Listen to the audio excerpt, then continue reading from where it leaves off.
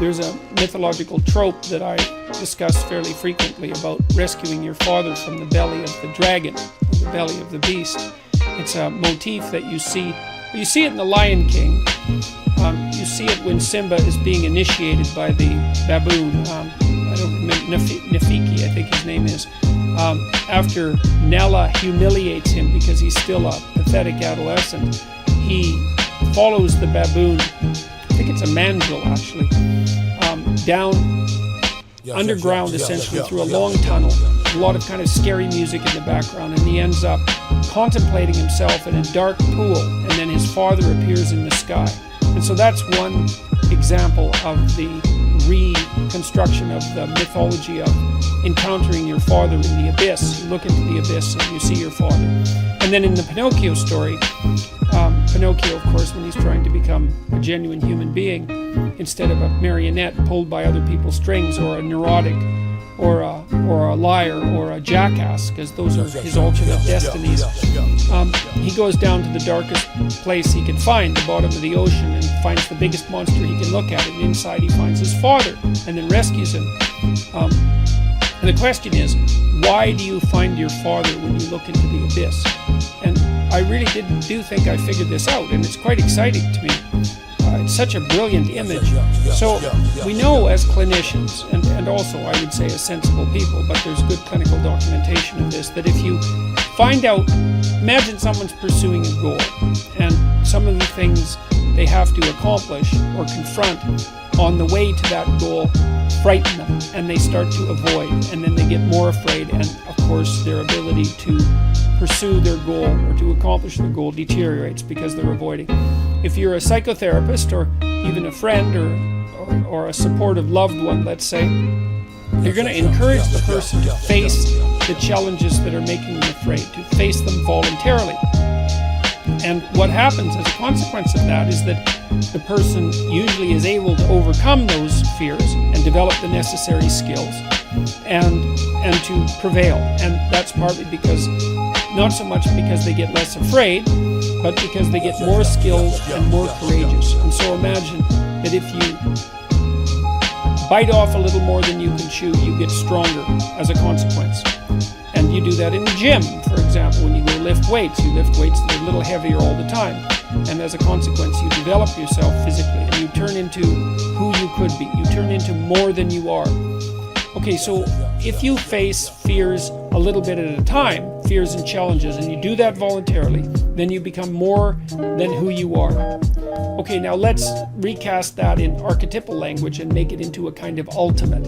So if you want to become everything that you could be, then you look into the abyss itself, which is the darkest place that you can possibly contemplate, and that would be the terror of mortality and insanity and of suffering and of malevolence, all of those. It would be like looking into hell, I suppose, to some degree. And then by voluntarily doing that, then you call upon the strongest part of yourself to respond. And the strongest part of yourself is symbolized as the sleeping father nested inside the beast. And so the fundamental truth when you look into an abyss is that you don't see the abyss if you look long enough. It's like an answer to Nietzsche's conundrum. If you look long enough into an abyss, then the abyss looks into you. It's like, well, if you look long enough into an abyss, past when the abyss looks into you, you see who you could become in the form of the great ancestral figures nested inside the catastrophe of life. And then you can join them, so to speak. You can incorporate that and become stronger. And you do that partly by taking on the challenge voluntarily. And that informs you, because you learn when you take on challenges voluntarily. But you also do that as a consequence of psychophysiological transformation, because when you place yourself in challenging situations, let's say the abyss is the archetype of the ultimately challenging situation, then you turn on new genes in your nervous system and in your body that code for new proteins, and you build new structures inside of you.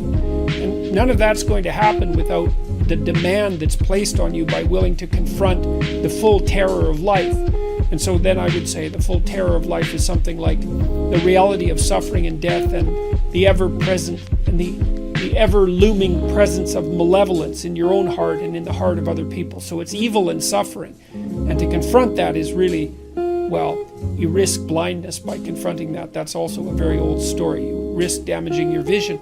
But if you do it forthrightly, then you discover who you could be as a consequence. And who you could be is the solution to malevolence and suffering. It's such a brilliant conceptualization that inside the darkest place is the heroic ancestor whose identity you could incorporate. Perfect. It's perfect. And I really believe it's true. And what it does is it says that a human being is actually stronger than the greatest challenge that can be set before him or her. And that's really something. I also believe it's true. Doesn't matter how... The other thing that's so interesting about that is that it transforms pessimism into optimism. It's like, well, the world is a very dark place. It's full of suffering and it's full of malevolence. And it might even be so full of suffering and malevolence that a reasonable person could question the justification of its being, as Ivan Karamazov does in The Brothers Karamazov, which I would highly recommend, by the way. That's an absolutely great book, Dostoevsky. But the truth of the matter seems to be that if you face the pessimism full frontal, so to speak, then you find something in you that's strong enough to take it on.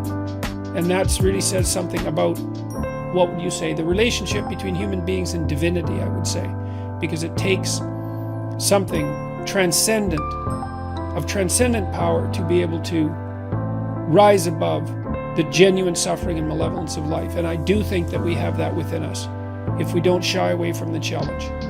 So, there's in the story of King Arthur and the Holy Grail. So the Holy Grail is one of two things. It's a cup that either held the wine that Christ drank at the Last Supper, or that was used to catch his blood when he was speared on the cross. Either one. But it's the reservoir, let's say, of the fluid that eternally nourishes. It's something like that. And when you go to look for the Holy Grail, you don't know where to look because you don't know where the Holy Grail is. And so King Arthur and his knights, who all sit at a round table because they're essentially equals, each go off to find the Holy Grail, and each of them enters the forest to begin the quest at the place that looks darkest to him. And that's another example of the same idea, is that it's another example of a dictum from Carl Jung, which he extracted from the alchemical literature, which was in sterquilinus invenitur, which means, roughly speaking, in filth it will be found, or more to the point, what you most need will be found where you least want to look. But you have to look purposefully. If it chases you, you're prey. If you confront it, then you're the thing that can transcend it. And that's an unbelievably optimistic message, because it suggests that if you're willing to take on the burden of being with its suffering and malevolence, that you can awaken that which is within you that will allow you to prevail.